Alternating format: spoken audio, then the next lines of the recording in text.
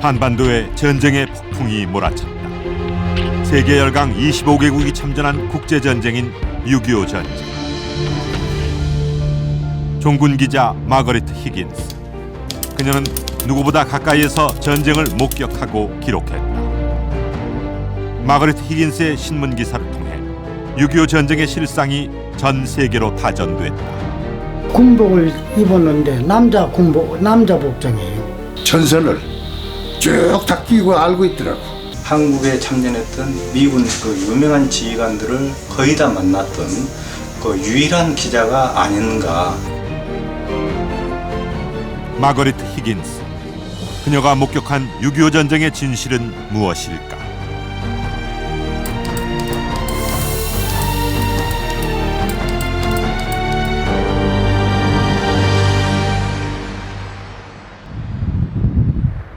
(6.25) 전쟁이 발발한 후 3년 1개월 동안 한반도는 폐허가 됩니다.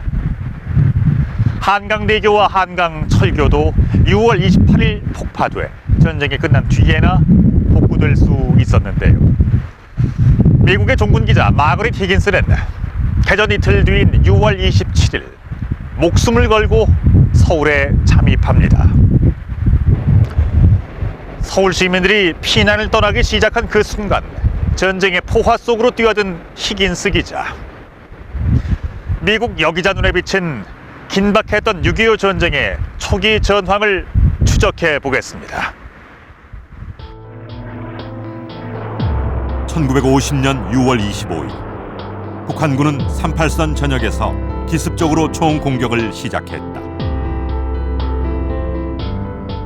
이틀 뒤인 6월 27일 마거리트 히긴스는 전쟁의 포성이 울려 퍼지는 김포 비행장에 도착한다. 미국 일간지인 뉴욕 헤럴드 트리뷴의 기자인 히긴스는 제2차 세계대전과 한국전쟁, 베트남 전쟁을 취재한 세계적인 종군 기자다. 히긴스의 한국전쟁은 6.25 전쟁에 관한 최초의 단행본이다. 이 책에는 그녀가 목격한 전쟁 당시 정황이 상세히 기록돼 있다. 서울에 이르는 길은 피난민들로 붐볐다. 한국 여인은 갓난아이를 등에 업고 커다란 진보다리를 이고 있었다.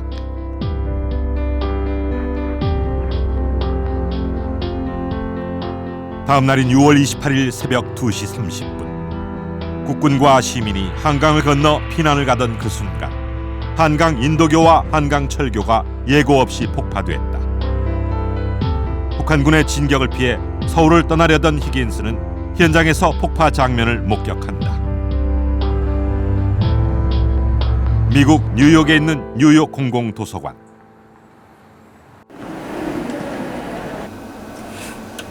마거리트 히긴스 기자는 한강 인도교 폭파 당시 상황을 어떻게 보도했을까?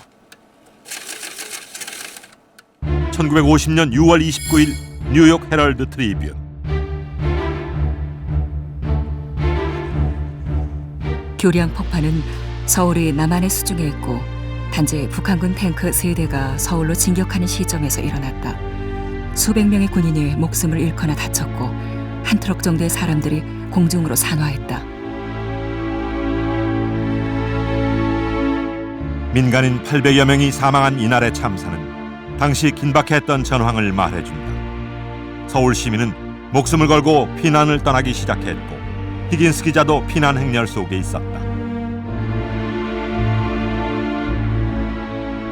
6월 28일 북한군이 38선을 넘은 지 사흘 만에 수도 서울이 함락됐다.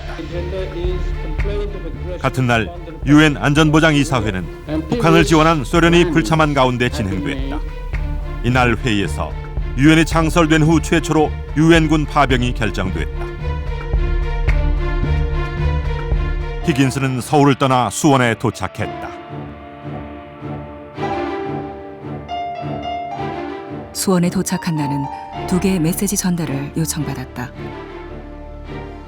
존 무처 주한 미국 대사에게 서울이 함락되었다는 정보를 전달하고 존 처치 소장에게 한강 이북에 대한 전면 폭격을 요청하는 건의를 전달해야 했다.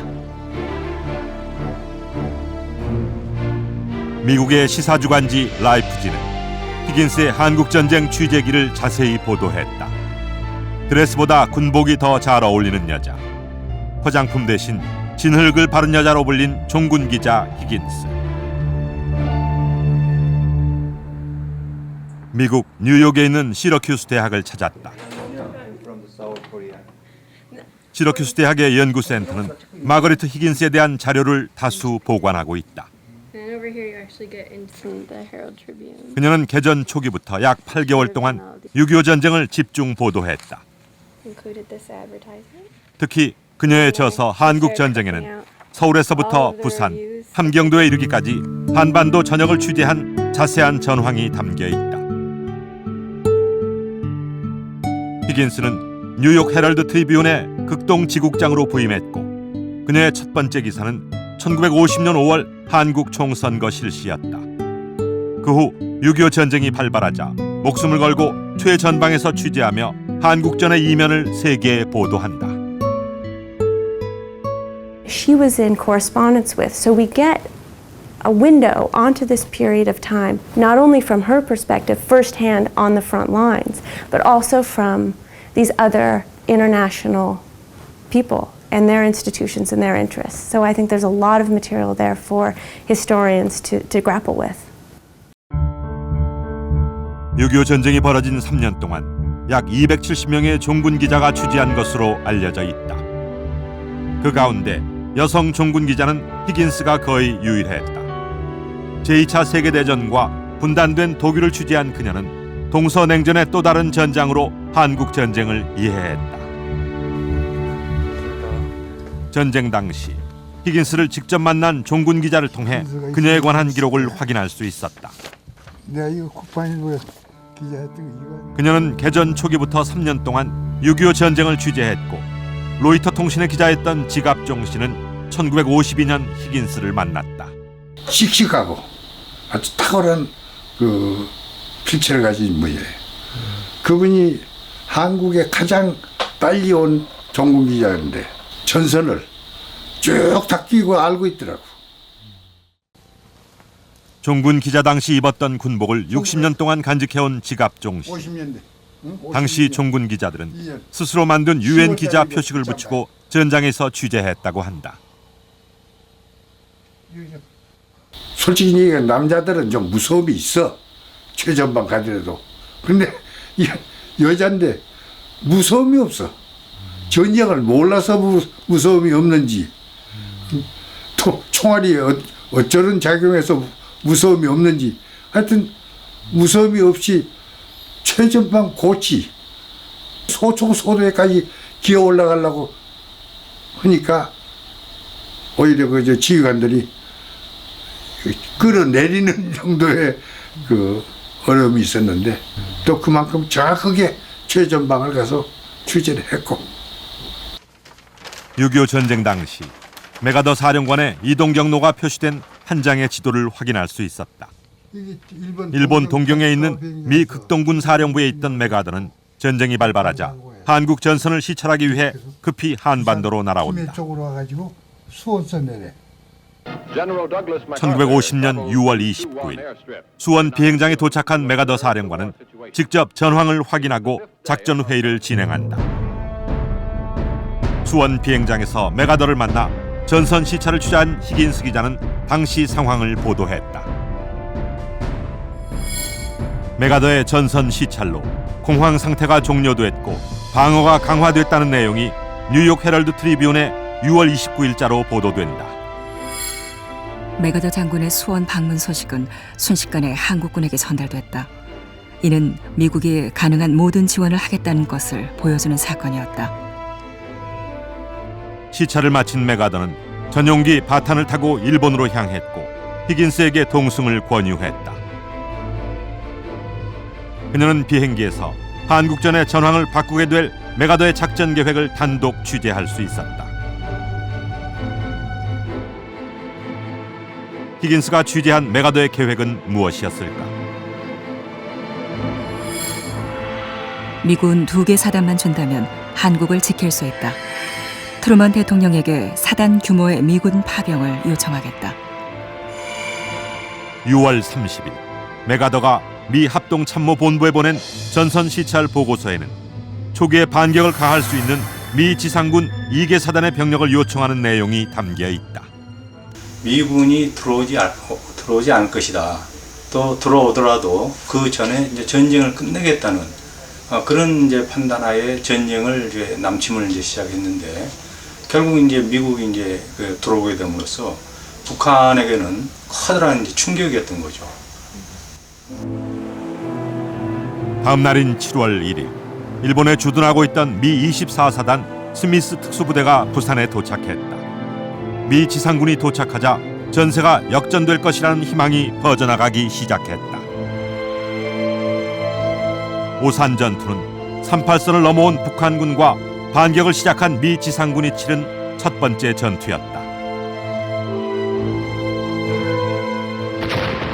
6.25 전쟁 초기, 아군이 북한군의 T-34 탱크에 맞서기에는 중과부적이었다. 북한군의 기습적인 야간 공격 역시 미군에게 커다란 난제였다. Yelling and shooting and hollering and screaming, and it was mayhem. And the 1st Cavalry people started putting up flares. At that point, everybody on the line could see all the North Koreans that were coming across this riverbed out there. And everyone started shooting. And that went on, seemed like forever, but probably about 4 o'clock in the morning. 북한군 탱크 33대가 오산의 중미령을 넘어 밀려들기 시작했다. 히긴스는 오산 전투의 첫 번째 희생자를 직접 목격했다. 세드릭 이등병은 자신에게 죽음이 찾아올 가능성이 없다고 생각한 것처럼 보였다. 소련이 북한군에게 지원한 탱크의 화력은 막강했고 케네스 세드릭의 사망은 시작에 불과했다. 스미스 부대는 바주카포와 곡사포, 무반동총을 동원해 공격했지만 탱크 앞에서는 속수무책이었다. 스미스 부대원 540명 중 150명이 전사했고 미군은 북한군에 쫓겨 퇴각하기 시작했다. 미군의 패배는 한국군과 미군 모두에게 큰 충격이었다. 히긴스는 오산 전투 패배의 결과를 이렇게 정리했다. 미군은 첫 번째 교전에서 패배했다. 하지만 그녀는 당시만 해도 한국 전쟁이 전면전으로 비화될 가능성은 없다고 판단했다. 이제 미군은 국군과 함께 퇴각을 시작했고 오산에서 평택, 천안, 대전에 이르기까지 제대로 된 반격을 하지 못한 채 후퇴를 거듭했다. 1950년 7월 중순, 히긴스에게도 예상치 못한 악재가 벌어졌다. 미 8군 사령관 워커가 히긴스에게 추방 명령을 내린 것이다. 전선에 여성용 화장실이 없기 때문이라는 표면상의 이유에 대해 히긴스는 항변했다.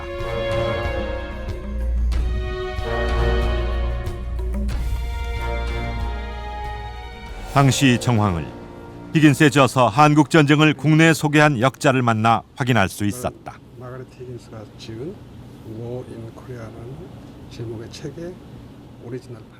히긴스가 여자 중국 기자로서 여러 차례 불이익을 받았다는 내용들이 되어 있습니다. 여기자에 대한 편견이 심했던 8군 사령관 워커 장군에 의해서 강제로 군용기에 태워져서 일본으로 쫓겨나기도 합니다. 히긴스의 한국 전쟁은 도고로도 번역돼 소개됐는데 6.25 전쟁을 정확히 취재한 전쟁 르포로 평가받으며 베스트셀러가 됐다. 그녀는 6.25 전쟁을 종합적으로 취재하기 위해 노력했다. 종군 여자 기자가 이승만 대통령, 메가더 장군에서부터 이등병에 이르기까지 한국군과 미국 장병, 동료 기자, 심지어는 중공군, 북한군 장병까지 폭넓게 인터뷰한 매우 객관적인 기록입니다. 히긴스의 항의에도 불구하고 그녀는 강제로 군용기에 태워져 일본으로 추방됐다. 한반도에서 일어난 전쟁의 실상을 세계에 알리던 히긴스는 다시 한국에 돌아올 수 있을까? 히긴스 기자가 한국에서 추방을 당한 데는 두 가지 이유가 있었습니다. 첫째, 그녀가 여자였기 때문이었고요. 둘째, 전쟁의 실상을 지나치게 밀착 취재했기 때문이었습니다. 히긴스 기자는 미군의 오산 전투 패배를 있는 그대로 보도했고, 메가더 사령관으로부터 직접 지상군 투입 요청 계획을 듣고 특종을 보도하기도 했습니다. 이런 사실들이 그녀의 추방에 영향을 미쳤습니다. 어떤 위험이 닥쳐도 있는 그대로의 사실을 보도해야 한다는 기자 정신을 갖고 있었던 히긴스. 추방을 당할 만큼 생생했던 히긴스 기자의 6.25 전쟁 취재 루트를 따라가 봤습니다. 강원도 태백에서 발원해 남해로 흘러드는 총 500km 길이의 낙동강. 후퇴를 거듭하던 아군은 이곳에서 결전을 준비한다. 미 8군 워커 사령관은 낙동강 전선에서 죽음을 각오하고 지키라는 사수 명령을 내린다. 8월부터 낙동강을 경계로 북한군에 맞선 유엔군의 총반격이 시작됐다. 240km에 이르는 낙동강 전선은 부산을 방어하기 위해 영덕과 외관, 마산에서 방어선을 치고 있었다. 추방당한 히긴스는 한국으로 돌아오기 위해 메가더에게 추방 명령 철회를 요청했다. 마침내 메가더는 히긴스의 요구를 받아들였다. 여성에 대한 취재 금지를 철회하면서 히긴스의 활동을 높이 평가한 것이다. 한국에 돌아온 그녀는 격전이 벌어지기 시작한 마산을 향해 달려갔다.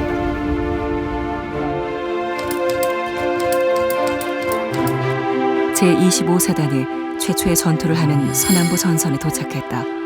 당시 현장에 있던 일간지 기자는 나 혼자였다. 히긴스의 취재 루트는 전선이 이동할 때마다 서울에서 오산으로, 오산에서 대전으로, 그리고 마산 진동리까지 이어졌다.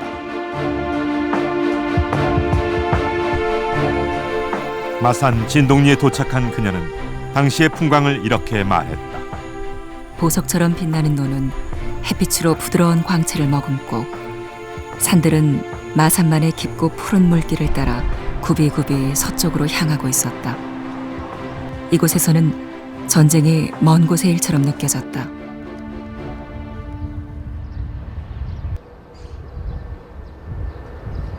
(1950년 8월) 마산 일대의 전황은 어떠했을까? 주민에게 진동리 전투에 대한 증언을 들을 수 있었다. 옥녀봉이 안 보인다냐 여기서. 저기 옥녀봉 아니야.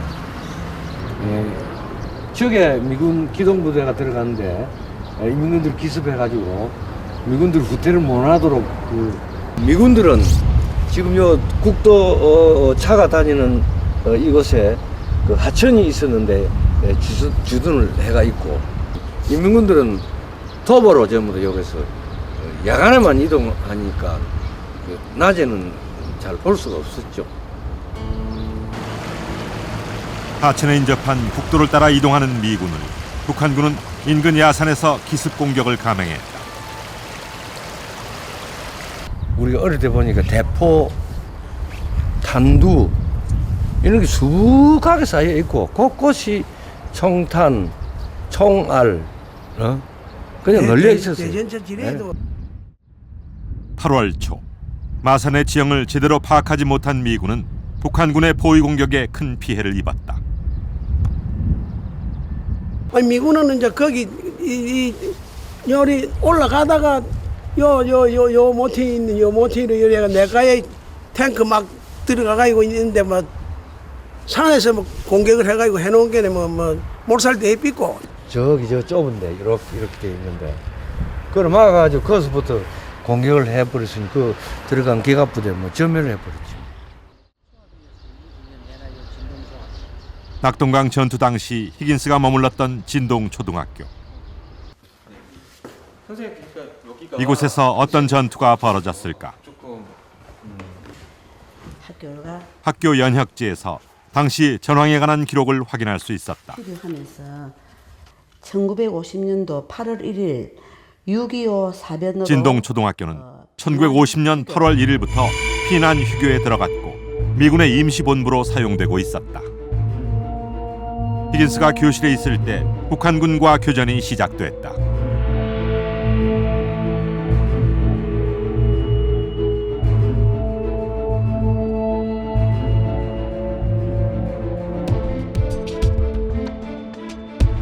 당시 초등학교에는 미 25사단 27년대 마이켈리스 부대가 주둔하고 있었다. 8월 3일 아침 북한군은 불시에 기관총과 수류탄 공격을 펼치기 시작했다. 야간을 틈타 북한군이 학교 뒷산으로 침투했지만 미군은 북한군을 한국군으로 착각하고 있었다. 갑작스런 북한군의 공격에 미군은 당황할 수밖에 없었고 히긴스는 죽음의 공포를 느꼈다. 총알들이 핑핑 소리를 내며 창문을 뚫고 날아들었고 얄팍한 벽들을 찢고 관통했다. 기관총의 집중 사격으로 테이블 위에 커피포트가 날아갔다. 수리탄이 내가 잠자던 간이용 나무 침대 위에서 터졌고 또 다른 수리탄은 지붕을 산산조각 내버렸다. 북한군 6사단의 기습 공격에 맞서 미 27년대 마이켈리스 대장은 선두에서 맹렬히 저항했다. 전차와 포병대대가 합세하여 전세는 역전됐지만 미군은 종종 북한군을 한국군으로 오인해 기습당했다.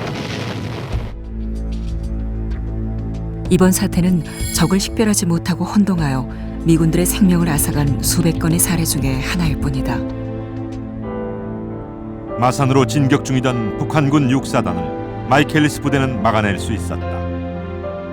히긴스는 진동리 전투 이후부터 카빈총을 휴대하고 전선을 취재하기 시작한다.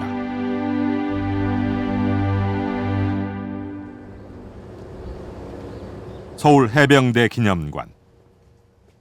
1950년 8월 진동리에는 미군과 함께 한국 해병대가 마산을 방어하고 있었다. 해병대 김성은 부대는 미군이 방어하지 못한 야반산을 탈환했고 해병대의 활약상은 히긴스 기자에게도 전해졌다. 고개에서 넘어서 이제 오는 걸 언덕 밑에서 숨어 있다가 수류탄 까가지고 뛰어 올라가서 안에 집어넣고 이래가지고 전차를 몇 대 파괴시키고. 그 정찰부에서 완전히 우리 부대 앞으로 통과할 때까지 뒀다가 일제히 그 사격을 했으니까 걔들이 완전히 그냥 당한 거예요. 진동리와 인접해 있는 통영시. 이곳에서 히긴스와 한국 해병대의 특별한 인연을 확인할 수 있었다. 보시면은 정말 한국 해병의 검토 정신을 두고 귀신이라도 잡겠다. 히긴스가 한국 해병대의 통영 상륙 작전을 취재하고 귀신 잡는 해병대라고 명명했다는 것이다. 한국 해병대의 별칭을 선사한 이가 히긴스 기자라는 이야기는 어떻게 나왔을까? 해병대 일기로 6.25 전쟁에 참전한 정광춘 씨는 통영 상륙작전의 현장으로 제작진을 안내했다. 일찍이 이순신 장군이 한산대첩을 펼쳤던 통영은 북한군이 부산과 마산을 공격하기 용이한 거점이었다. 1950년 8월 17일 실시된 통영 상륙작전. 미국의 모 기자가 기자 쓰기를 갖다가 한국 해병을 갖다가 말이 기린 잡는 해병이라고 명칭을 달았다. 기자가 그런 말을 했기 때문에 우리 부대 내에서 돌았을 거 아니에요. 그 말이 즉시 돌았어요. 아, 즉시 돌았다고요? 네, 그 말 끝나자마자 아마 즉시 돌았어요. 경기도 화성에 있는 해병대 사령부. 그때 당시에 전투 요도가 히긴스는 왜 통영 상륙 작전을 취재했던 것일까? 한국 전쟁에서 통영 상륙 작전이 차지한 의미를 알아보기로 했다. 여기 보시면 여기가 이제 그때 당시에 상륙했던 장평리 해안이 되겠습니다. 이 지역에 상륙을 해가지고 여기 통영 장평리에 상륙한 해병대는 북한군 7사단을 기습 공격했다. 진동리 전투에서 북한군 6사단이 도자됐기 때문에 북한군 7사단을 거제도에 투입해서 마산항과 진해항을 통제하려고 시도를 하게 됩니다. 그래서 손원일 해군 참모총장이 이거를 인지해서 거제도에 그 해병대를 상륙시켜 적의 거제도 상륙을 거부함으로써 마산항과 진해항을 확보하기 위해서 그 실시한 한국군 단독 상륙작전이 되겠습니다.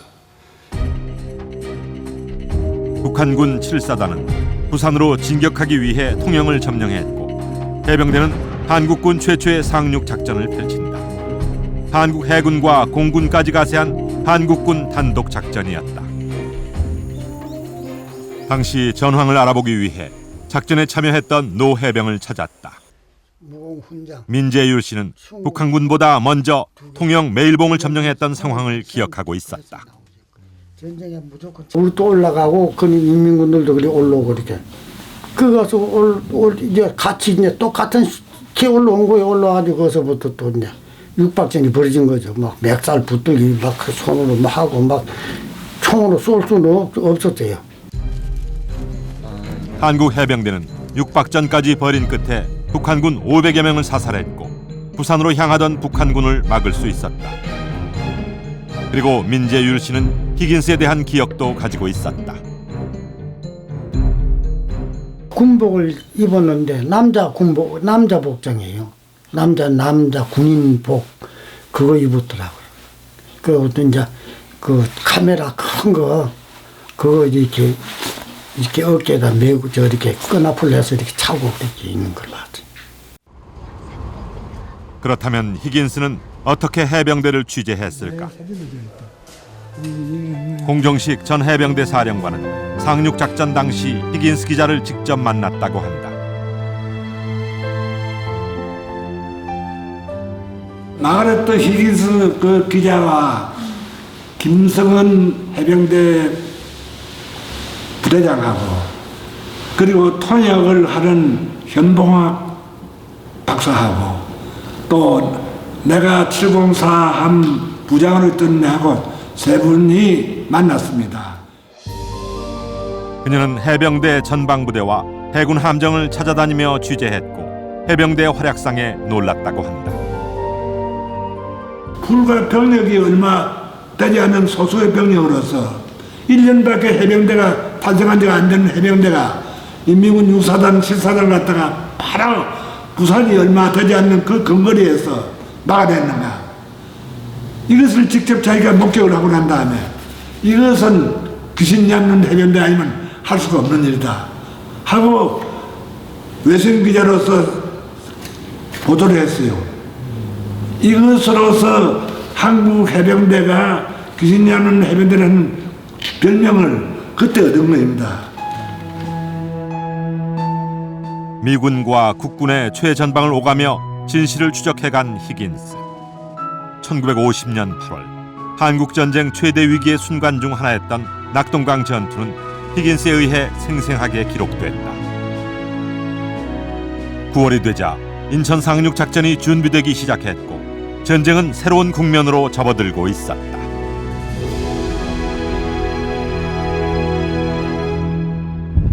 히긴스 기자의 취재 루트는 6.25 전쟁의 전선이 이동한 루트와 정확하게 일치하고 있습니다. 서울을 출발해서 미군이 최초로 참전한 오산 전투 그리고 낙동강 전투를 취재하면서 그녀는 수차례 죽음의 위기를 맞기도 합니다. 하지만 전쟁의 실상을 세계에 알리기 위한 그녀의 취재는 계속됐습니다. 1950년 9월 후퇴만을 거듭하던 6.25 전쟁의 전세를 뒤바꿀 인천 상륙작전이 준비되고 있었습니다. 성공 확률 5,000대 1의 도박이라 불렸던 인천 상륙작전. 히긴스 기자도 인천에 도착한 수백 척의 함선 가운데 한 곳에서 상륙작전을 준비하고 있었습니다. 1950년 8월 일본 도쿄의 극동군사령부에서는 인천 상륙작전에 대한 구체적인 논의가 시작됐지만 미 합동참모본부에서는 이를 반대했다. 히긴스가 소속된 도쿄 기자협회에서는 인천 상륙작전 소문이 퍼진 상태였다. 메가더는 북한군의 낙동강 병참선을 차단하고 서울을 수복하기 위해 인천 상륙을 주장했지만 반대에 부딪혔다. 메가더의 보좌관들은 조수관만의 차가 심하기 때문에 인천 상륙이 사실상 불가능하다고 보고했다. 조수관만의 차가 심하고 수많은 섬이 진입로를 막고 있는 인천. 북한은 인천 상륙작전 계획을 알게 됐지만 거짓 정보로 판단하고 낙동강 전선에만 집중했다. 히긴스의 책에는 메가더가 인천을 선택한 근거를 밝히고 있다. 미 정보국은 인천이 적의 방어가 가장 취약한 항구라고 보고했다. 본대가 오기 전에 사전에 이제 준비를 해야 되잖아요. 그럼 이제 그 정보 수집이 이제 필요하단 말이에요. 그걸 이제 미국 그 국동군 사령부, 다시 말하면 메가더 사령부로부터 우리 한국 해군의 협조가 왔어요. 네.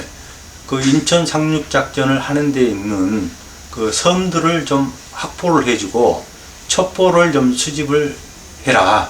이렇게 이제 미리 그게 8월 달에 이렇게 협조가 와요.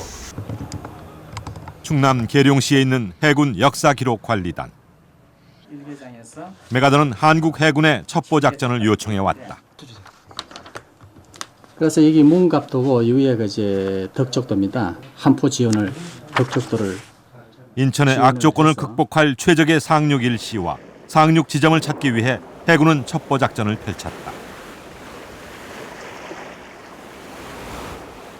항공 사진을 촬영할 수 있는 거 또는 통신 감청할 수 있는 이러한 현대적인 이제 그 과학 장비를 써서 정보 수집할 것은 자기네가 할 테니까 한국 해군의 첩보부대는 두 발로 뛰는 거, 실제로 가서 확인하는 거.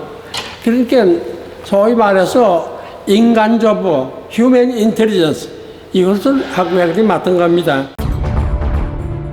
동시에 부산에서는 상륙작전 준비가 진행됐다.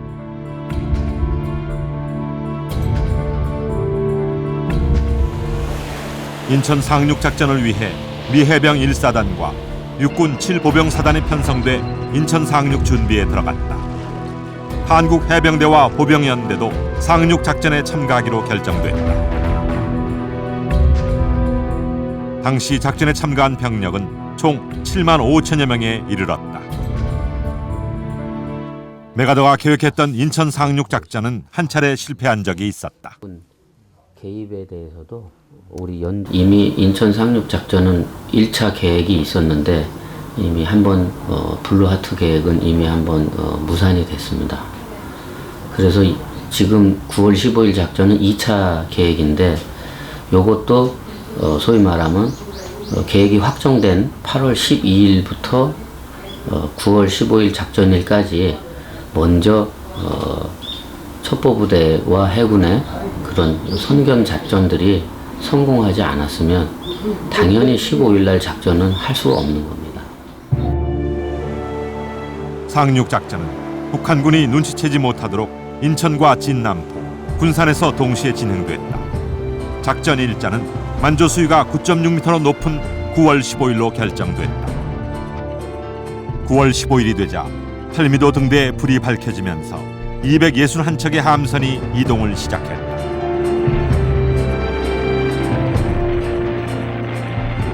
(9월 15일) 오전 5시 월미도와 인천의 폭격이 시작됐고 오전 6시 33분 미 제5해병연대는 월미도 녹색해안에 상륙한다. 2차로 오후 5시 30분에 청색해안에 상륙한 데 이어 3차로 오후 5시 31분 적색해안에 상륙하는 데 성공한다. 메가더는 맥키니함에서 상륙작전을 진두지휘했다. 폭격기와 항공모함의 공격으로 월미도와 인천은 화염에 휩싸였다.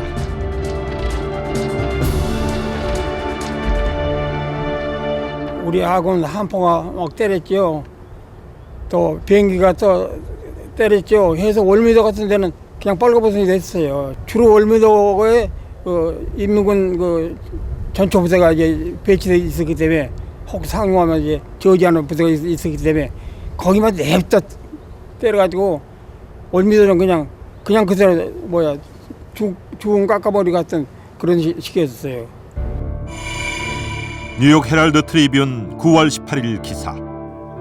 한포 사격과 공중 폭격이 집중적으로 계속됐고 북한군은 해안 가까이에서 소화기와 박격포로 우리를 괴롭혔다. 첫날 전투에서 미 해병 1사단은 21명이 전사했고 북한군 300명을 포로로 잡는 것으로 마무리됐다. 인천 상륙작전은 성공적으로 마무리됐고 국군과 유엔군은 인천 시가지에서 전투를 벌이며 서울로 진격하기 시작했다. 인천 상륙작전은 3차에 걸쳐 진행됐다. 녹색 해안과 청색 해안, 적색 해안 순으로 진행됐으며 적색 해안 상륙 현장에 히긴스가 있었다.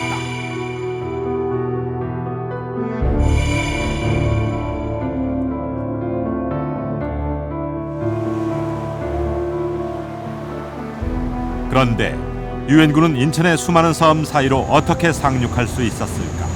이를 위해 팔미도 등대 탈환 작전이 비밀리에 감행됐다. 팔미도 등대가 비밀에 되옵니다.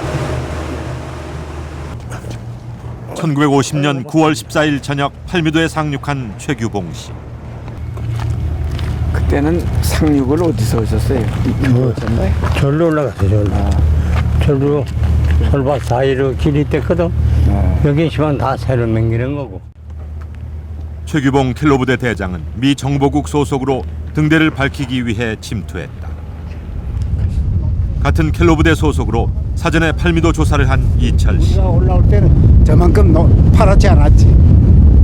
그 암벽을 타고 그 바로 위에 등대가 있으니까 7m 올라가가지고 엎드리고 그냥 그 등대 앞으로 그냥 달려갔지. 달려 올라가는데 밤이 돼서 그런지 말이야. 그 등대가 그렇게 높아 보여. 불과 뭐 한 6, 7m밖에 안 되는 거예요. 팔미도 등대는 1903년 만들어진 우리나라 최초의 등대였다. 등대 탈환 작전은 유진 클라크 대위를 팀장으로 한국 해군과 육군 켈로 부대가 함께했다. 등대에 올라가서 불을 켜려까 기름이 찌개가 있지 않소? 그 찌개는 빼기워서 그 나사가 있는 게라 이렇게 V자로 이렇게. 근데 거기 그 나사가 없는 거라. 그러니까 기름을 올리면 다 걸로 내려와. 기가 막혀 아주 기진맥진했지. 그래서 조금 잤어. 누구든지 다. 이렇게 잠이 섰던데 뭐 잠결에 손에 뭐 차공기 재패 차공기 차서 그래서 보니까 그게 나사못이라. 그래서 갖다 낀 게 보니까 그게 맞더라고. 그래서 기름이 올라와서 등대불을 켰지. 9월 14일 밤 자정을 넘겨 가까스로 팔미도 등대의 불을 밝힐 수 있었다. 그리고 등대의 안내를 받아 함선들은 인천 상륙에 성공할 수 있었던 것이다. 인천 상륙 작전은 성공했지만 서울로 진격하는 길은 멀고 험했다.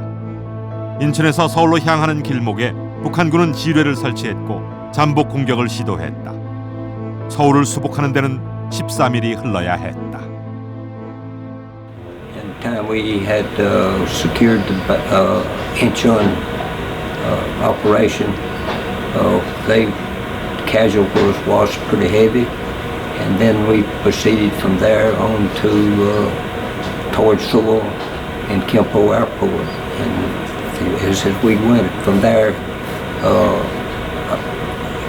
it got more serious, more casualties, heavier casualties as we proceeded towards Seoul. 9월 26일 국군과 미군이 서울 시가지에 진입하자 북한군은 서서히 후퇴를 시작한다. 인천 상륙 작전 당시 아군의 피해는 200명이었지만 서울로 진입하는 과정에서 3,000명이 넘는 사망자가 발생했다. 1950년 9월 28일 히긴스는 서울을 석 달 만에 수복하는 순간을 함께했다. 인천 상륙 작전이 성공하고 서울을 수복하면서 한국 전쟁의 이막이 오르기 시작했다. 마거리트 히긴스는 6월 25일 개전한 이래 한국 전쟁의 중요한 고비마다 전투 현장을 지켰고 전 세계에 생생한 전황을 보도했다.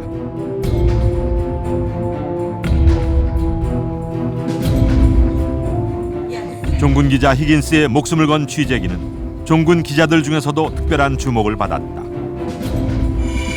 1951년 마거릿 히긴스는 인천 상륙작전 기사를 위시한 다수의 한국전 보도로 여성 최초로 퓰리처상을 수상하는 영광을 안는다.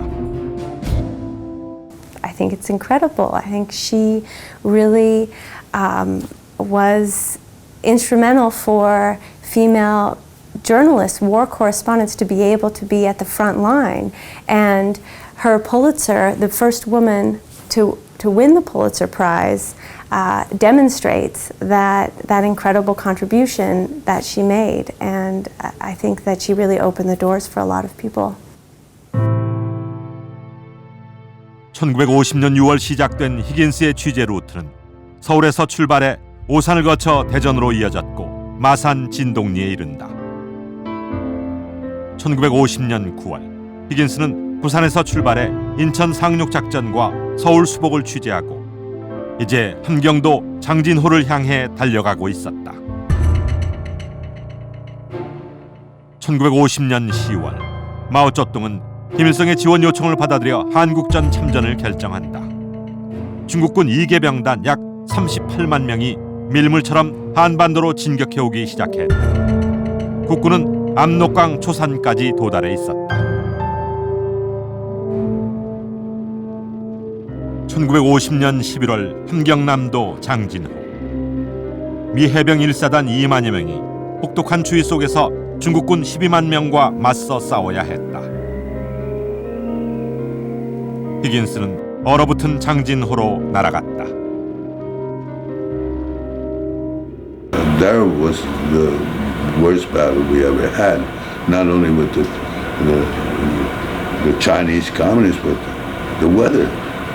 We were not prepared for the worst weather we ever had in North Korea. 11월 27일부터 14일 동안 미 해병대는 인해 전술을 펼치는 중국군에 맞서 뒤로 전진하는 후퇴 작전을 펼친다. 미 해병대 역사상 최악의 전투로 기억되는 장진호 전.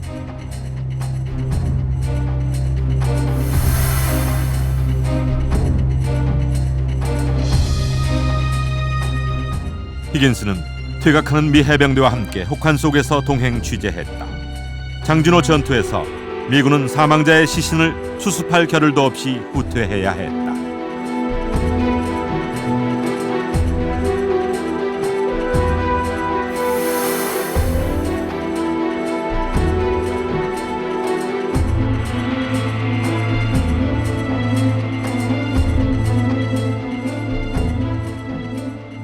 Before we left Coterie,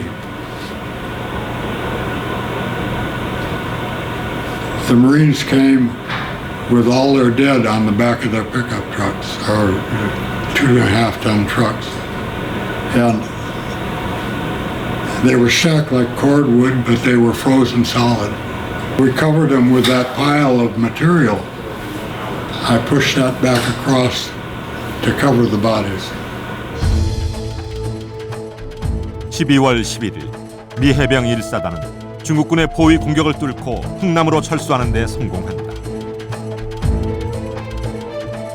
미군과 국군의 철수 소식이 전해지자 흥남으로 피난민이 몰려들기 시작했다. 아군 10만 명과 피난민 10만 명의 대대적인 철수 작전이 벌어진 흥남부. 12월 24일 아군은 부두를 폭파했고 흥남 철수 작전은 그렇게 막을 내렸다. 지난달 25일 장진호 전투에서 전사한 국군 전사자의 유해가 62년 만에 귀환했다. 미군이 장진호 전투의 유해를 발굴하는 과정에서 한국군이 확인된 것이다.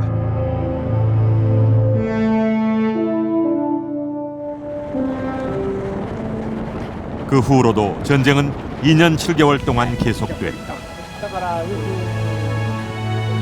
한국전에서 사망한 미군은 약 4만 명. 히긴스는 참혹했던 6.25 전쟁의 중요한 목격자가 됐다. 직접 그 전선에 어느 곳이든지 안 간 데가 없어요. 다 하나하나 일일이 체크를 하고. 전 세계에 한국 실정을 알리는 것이 우리나라에 얼마나 큰 도움을 줬는지는 우리가 잊어서는 안 됩니다. 한국 전쟁 기간 동안 약 20명의 종군 기자가 사망했다. 전쟁의 진실을 추적하던 마거리트 히긴스는 베트남 전쟁을 취재하던 중 사망했다. 종군 기자 히긴스는 우리에게 6.25 전쟁의 의미를 되새기게 하고 있다.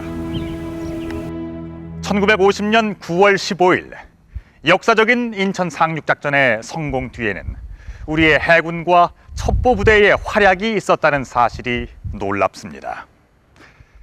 세계에 전쟁의 실상을 널리 알리기 위해 목숨을 걸고 취재에 임했던 종군기자 히긴스.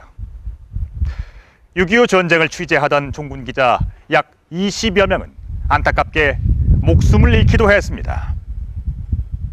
2010년 우리 정부는 한국전쟁의 참상을 세계에 알린 마거릿 히긴스에게 수교훈장 흥인장을 수여했습니다.